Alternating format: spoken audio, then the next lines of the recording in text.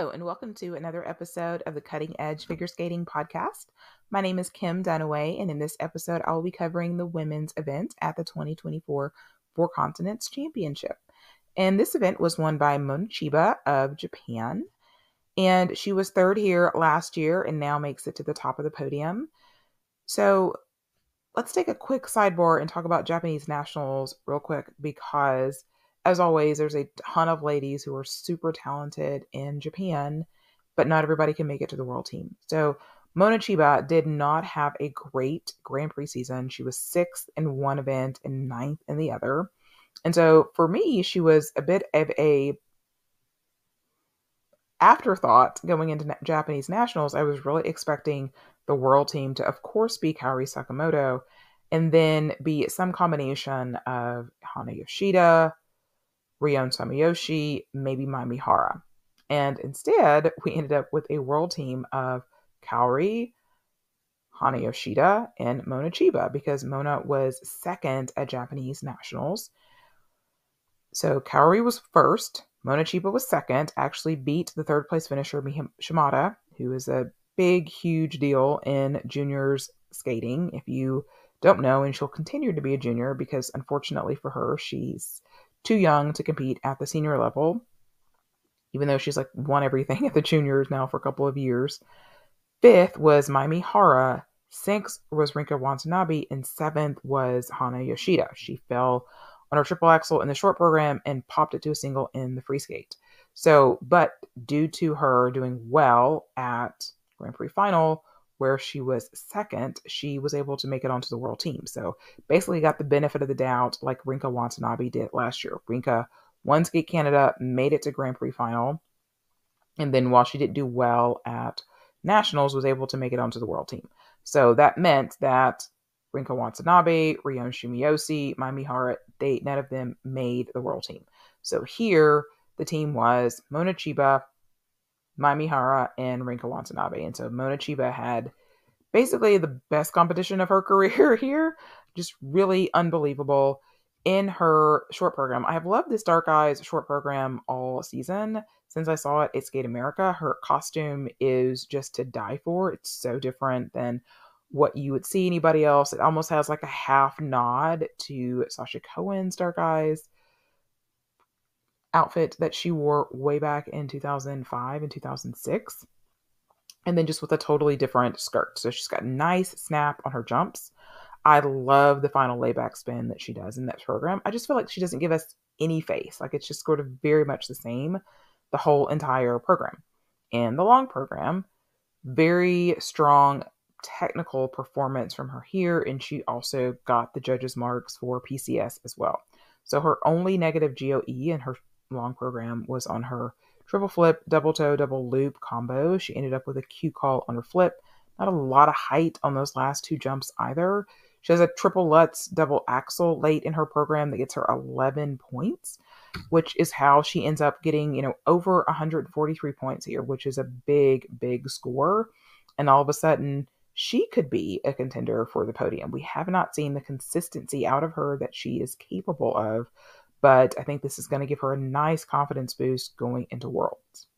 Second place here was Chaeyoung Kim of Korea, and this is basically what kind of expected to see out of her all season in terms of cleanliness.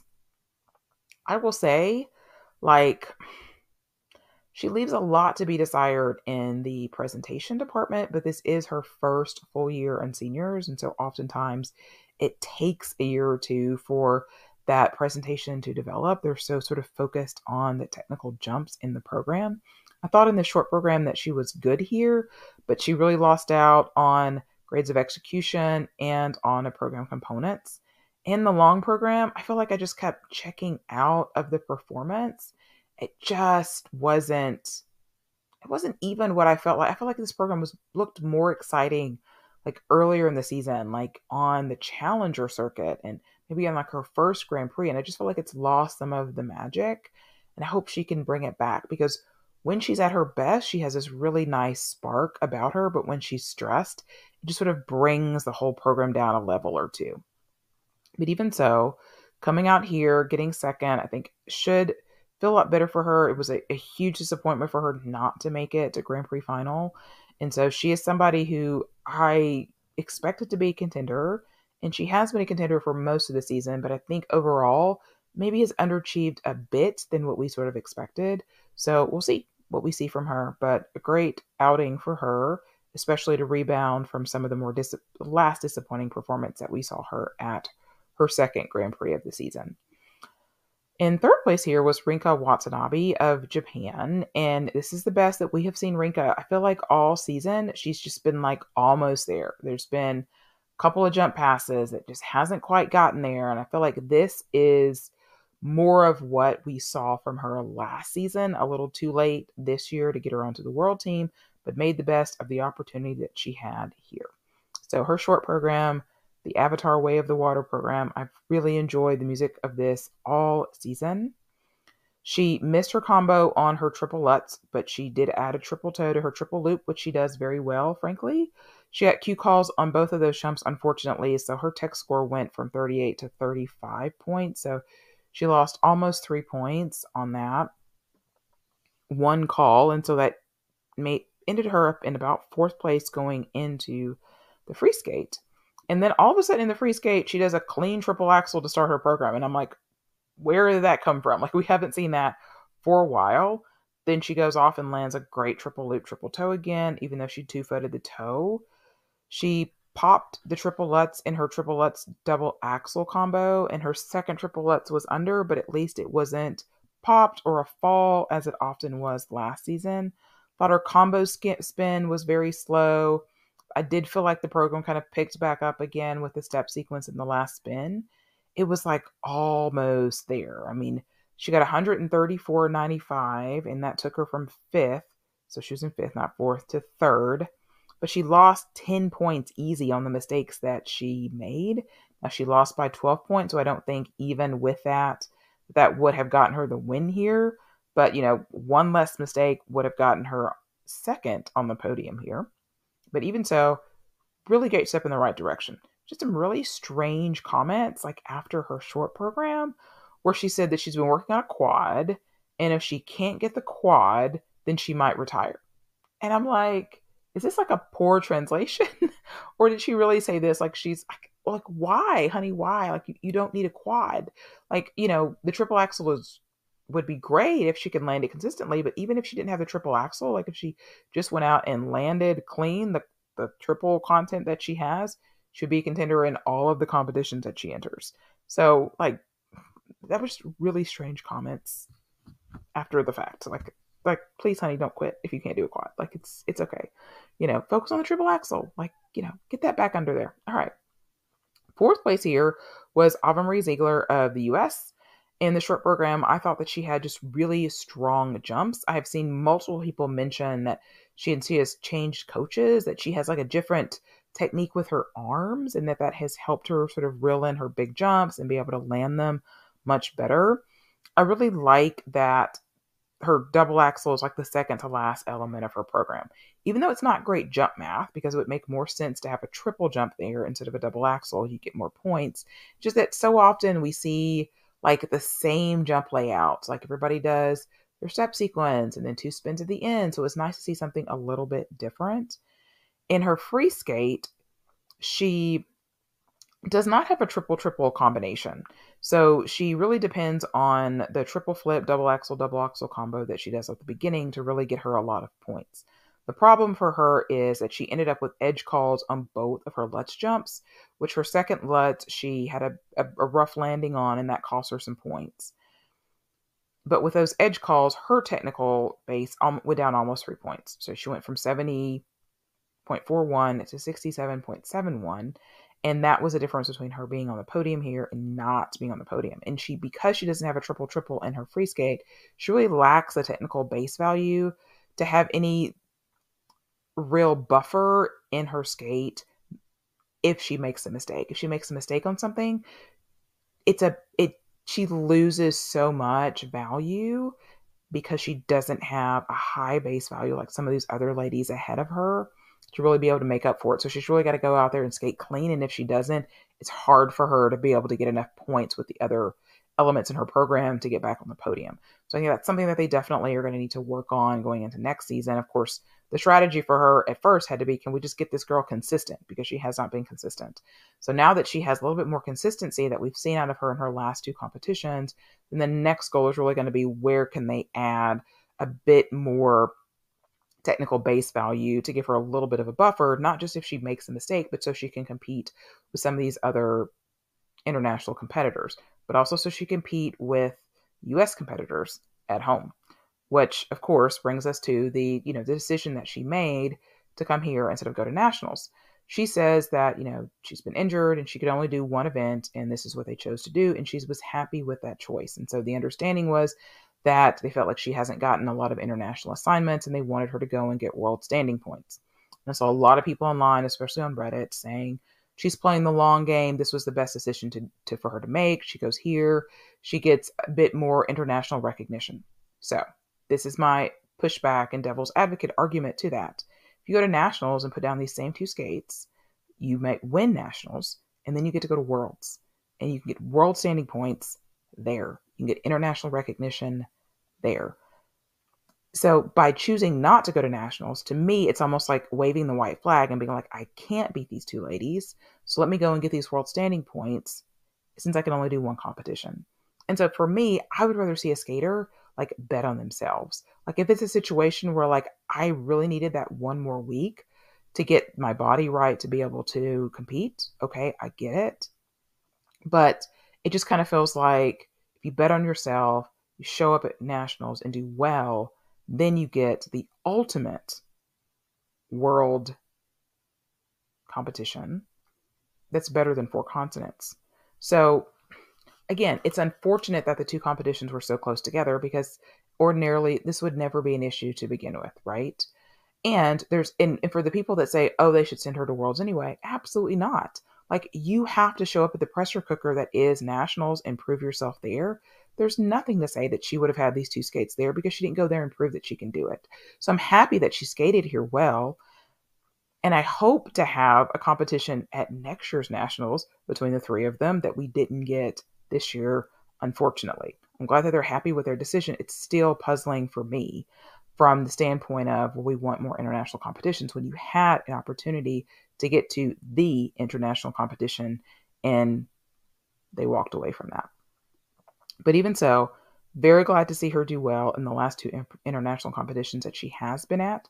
I certainly thought she should have gotten two Grand Prix assignments, but again, I understand why she didn't at the same time, just based on what we have seen from her nationals in 2023.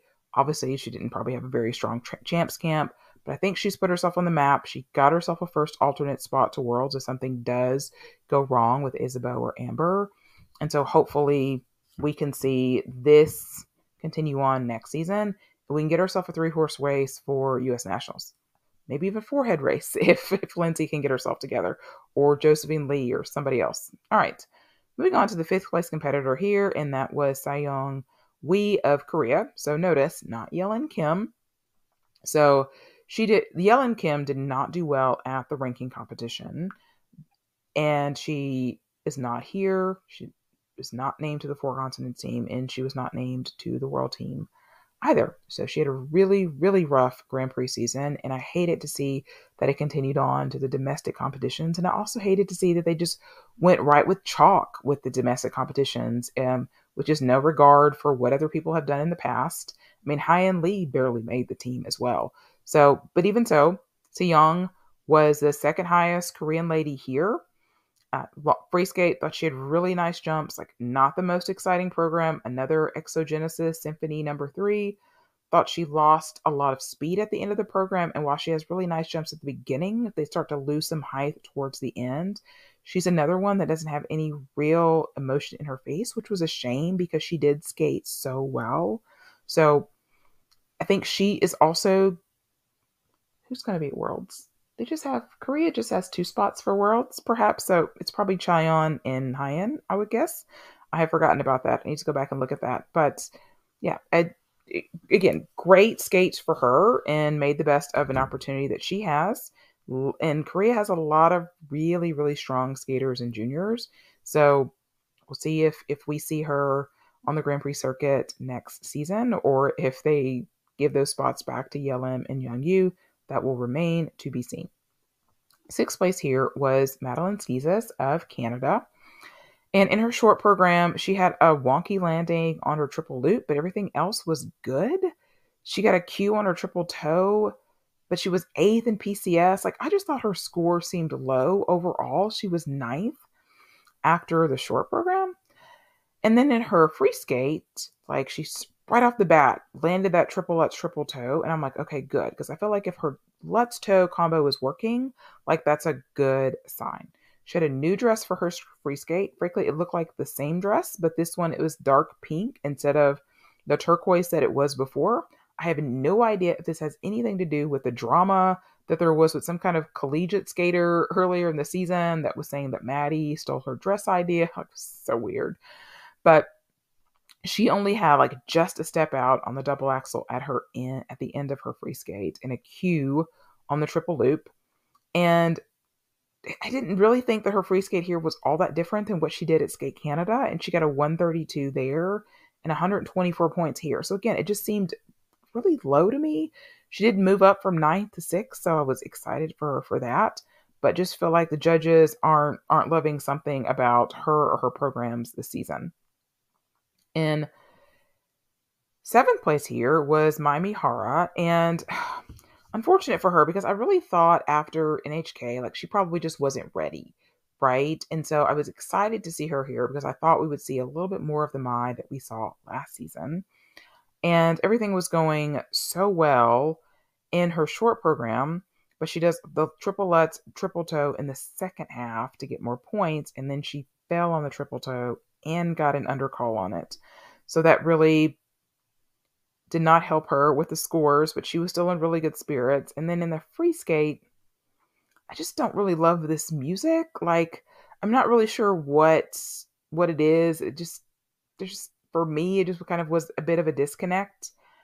She doubled three crucial jumps, like right in the middle of a program that cost her about 11 points. It still would not have been enough for the podium because the top four were all over 132 points.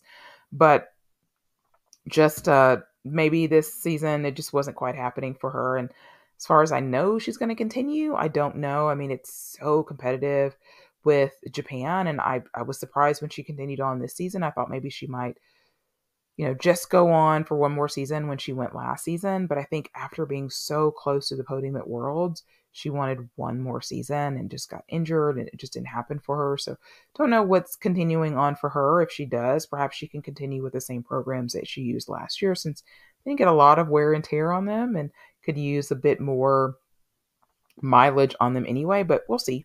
And she's always just happy and smiling, and I just always love that about Mai. In eighth place here was Elise Lynn Gracie of the US, and so she was the first alternate named for four continents, and so she got the call when Amber withdrew. She's another Tammy Gamble skater. In her short program, her jumps were really clean. She had one Q call, had good speed. She's a really nice presence on the ice, and I feel like she just kind of really performs like to her fingertips, and she just is more polished and more finesse than somebody like Kaya Reuter from Canada, who's, similar age, but just seems just miles ahead of her in terms of artistry and performance. In the free skate, I felt like she had a really great start, but then she fell on the loop in the middle, and then she stumbled on her triple flip double axel sequence. 5 of her jumping passes got calls. Both of her flips got under calls. So her starting technical elements was just under 60 points, and it ended with 54.09. So she lost almost 6 points. And even though she was 11th in the free, she still managed to stay 8th overall. She was named second alternate to Worlds, which was interesting choice for me. She did not have a good nationals. She did have a good junior season, and so that's obviously what US figure skating is going with, because after Ava, they named her and then Star as third alternate. So it was interesting to me for them to make the decision to put Elise second with, not a great, competition here. I mean, top 10 is great for your first competition. Don't get me wrong. But, a lot of mistakes, a lot of undercalls, and then not a great nationals. I felt like it was a bit of a slap to Star. Now I get it. Elise has got a much higher technical ceiling than Star does. Star doesn't do, a strong triple combination. She has a triple toe, triple toe. She doesn't have the LUTs, as I've mentioned on the podcast many times. It's so rare that you would use a second alternate in a non Olympic season. Just seemed like a weird choice, but even so, she has obviously made an impression on U.S. figure skating. So I think it's probably a safe bet we might see her in the Grand Prix, in the Senior Grand Prix next fall. In ninth place here was Sarah Maud Dupuis of Canada. And in her short program, still did not get those pesky tech minimums that she has been chasing. You need a 32, it's a technical minimum score. And she got a 30.16 here. And she got a Q call on her LUTs and her triple LUTs double toe combination. And that's probably what did it. It's really tough as a woman competitor if you do not have a triple combination to get your tech minimums in the short program. So she does a triple LUTs double toe, and it's got to be perfect, and it wasn't. And so yet again, no tech minimums for Sarah Maud in her short program. So she was 12th in the short, much stronger in the free skate. And the thing with this is she was really happy. She got 116 points here. She has not been over 100 like all season. And she, like I said, she went from 12th to 9th. So I will give her that. What I will say is almost everybody does this same jump layout. 4 jumping passes in a row. They do a spin and a choreo sequence. They do 3 more jumping passes. And they do their step sequence in 2 spins. Like basically that's like pretty much everybody's jump layouts. Move the choreo sequence or a spin around. But I don't, even though I know that that's the case, I don't really notice it so much for everybody. But I felt like I really noticed it with hers. Like I just didn't feel like I started to see any presentation skills whatsoever until all of those beginning jumps were completed. And so it just feels like it's just like a, jump, jump, jump, jump, spin. And so it's hard for me to connect to her as a skater when it doesn't really feel like she's drawing me in at all. And I get it when you've struggled with your jumps a lot, like you probably just tend to zone in and just try to get them done. You're right. But it just makes it for a bit of a tough watch, unfortunately. And she's a lovely skater. I love her costume. She makes great music choices. And she has some really nice elements in her program a little bit later on. But just really needs to get more confident in her jump so she can weave in that performance and along with it. So it doesn't just feel like it's just element, check the box, element, check the box. And 10th place here was Zhu Hong Ting of Taiwan, which was fabulous to see a Taiwan skater here and be in the top 10. She was 13th last year at 4 continents and 22nd, 15th, in 2022 and 26 at the 22 World. So she did not make the free skate there. So I thought this was just a really nice progression from her, from being 15th to 13th and now in the top 10. Huge for her. I think if she has performances similar to this, she could make the free skate at Worlds this season. Thought her free skate was a very enjoyable program. The last couple of jumps didn't have the spring in the hem that the earlier jumps had, but overall really enjoyed her 2 skates here. In 11th place was Hyein Lee of Korea. And so she had really rough skates here, and she said to the press after that she learned some traumatic news before the event and that she thought about not coming. She didn't disclose what the traumatic news was, if it was a family member, if I don't know, I can't even speculate on what it is exactly that was going on with her mentally. She's had a rough season as it goes anyway, that I believe this was something relatively new and not been what's affecting her in the fall. She's had a lot of issues with under rotation calls, 2-footed landings and that type of thing. But this is probably the weakest 2 set of performances that we have seen her internationally this season, unfortunately. She decided to change her short program. So she was debuting a new short program here to Why Don't You Do Right from Roger Rabbit and Bay Mir Bistushon. I have no idea. It was interesting. I really loved her previous short program, but this one works too. She's very versatile. She did her triple Lutz and then went to do her combo and just bailed and turned out of it. So she didn't get a combo. And then she fell on her triple flip. So she didn't get a combo on that, which meant that it was invalidated because you can't do two solo triple jumps. And so it was really for her just the worst performance of her season because, I mean, up until then, it had just been little errors here and there. She was just absolutely devastated, just audible wailing in the kiss and cry. Her jumps were 23rd out of 26 ladies in this event, which, by the way, only two people didn't make it to the free skate. That's just such a bummer. Okay. But she was fourth in PCS. So the judges were like trying to help her out as much as they could. They felt like she was still performing, and she was in the short program despite the mistakes. And then in the free skate, I do, again, love this Notre Dame de Paris program that she's done all season. She hasn't done it well all season, and she didn't do it well here. So she popped her triple loop to open. And so it just was kind of, I think that was just a sign of things to come. Like she got it back together for a bit, and then she fell on her Lutz, or even her step sequence, which she normally does so well. It's one of the things I really loved in her old short program too. They just seem slower and just not as much oomph as she can normally put in it, and just seemed more like she was kind of going through the motions. So she had 5 jumping passes with triples, and they all had negative GOE on them. 4 of them had calls. I think this is a brilliant program, but I don't know if we're ever going to see it at its brilliance this season. I don't know what's going on with her and, personal life or what have you. If there's an injury, just not really sure. And it's just heartbreaking to watch because she was so brilliant at this event last season. And I know that she was very devastated to come here and finish outside of the top 10 and be the 3rd Korean lady here. 12th place was Lindsey Thorngren of the US. And here is somebody who really probably should have withdrawn. She was already injured when she came to US Nationals. So I just don't know what the wisdom was in coming to a second event injured.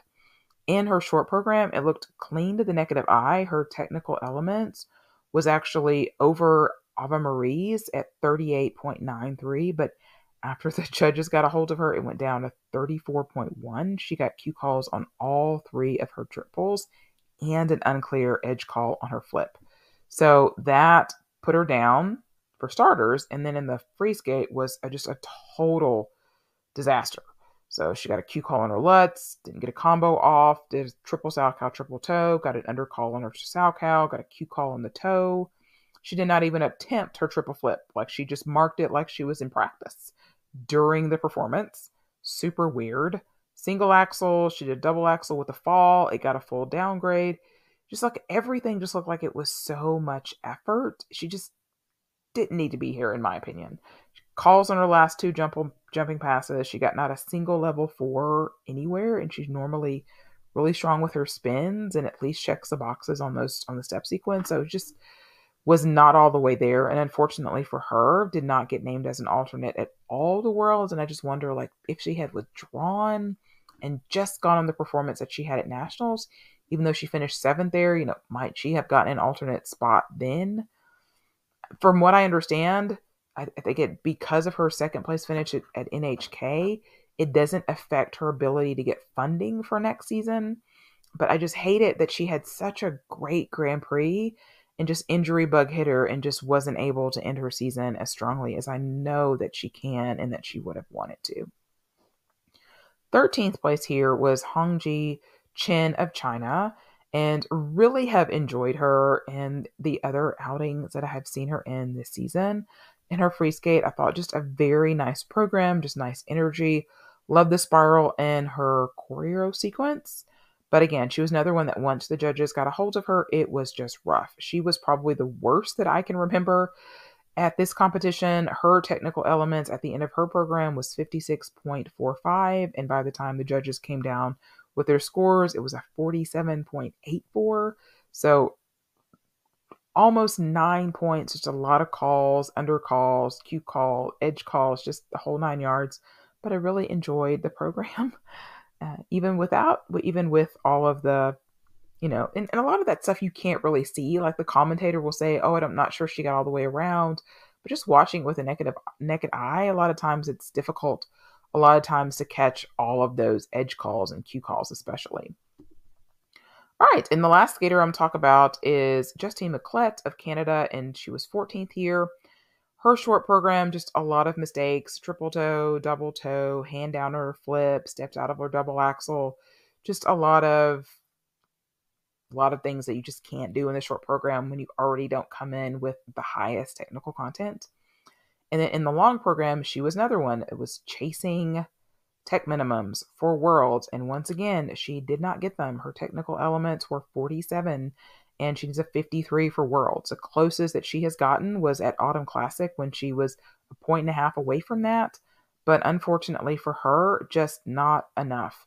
I love the Evanescence pick here, the Maya Mortal, for her program. I think it's a decent program. It's just her jumps are just a struggle. Like, pops her triple Salchow to a single Salchow, and that's really been a problem for her all season. Just the same as Canadian Nationals.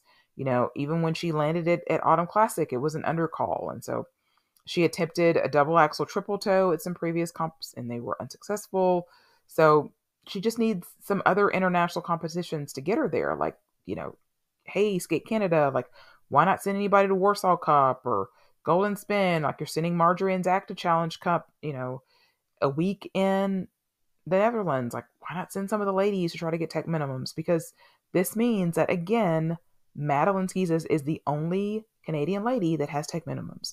If she were to slip on a banana peel and, you know, break her ankle tomorrow, there would be no Canadian lady at Worlds. Like, that's a problem. Like, and I don't understand why it's not prioritized. I just don't get it. Okay. So that's all the ladies that I'm going to talk about here. So who should I give my Pam Chinko to? Obviously, Mona Chiba was super strong, but I think I'm going to give it to Rinka Watanabe for that triple axel. And even though a couple of issues here and there in the free skate, just really strong from her, the best that we have seen her all season. And that was probably the program that made me the most excited of the event. All right, that completes my coverage of 4 continents. I do plan to cover Challenge Cup next week in the Netherlands. There's a lot of, especially in pairs, all the Italian pairs are there skating off for a chance to be on the world team. And there's some other interesting people competing in some of the other disciplines as well. So I would imagine that it's going to be a paid stream through Solid Sport, but I do plan to cover that. So you can look for that. And of course, after that, it'll be time to turn the page officially to Worlds. And so it'll be time to do Worlds previews. Crazy enough. So got a little bit of a downtime here. Good time to go back and watch some skating and catch up on some things maybe that you missed. And I certainly recommend, if you didn't catch some of these performances from 4 continents, they're all amazingly still up on Peacock. So, all right. In the meantime, you can find me on all the socials at Ice Skate Podcast. I'm always interactive on there. And you can also send me a line at thecuttingedgepod@gmail.com. Hope you have a great rest of your week, and I'll be back on the microphone real soon.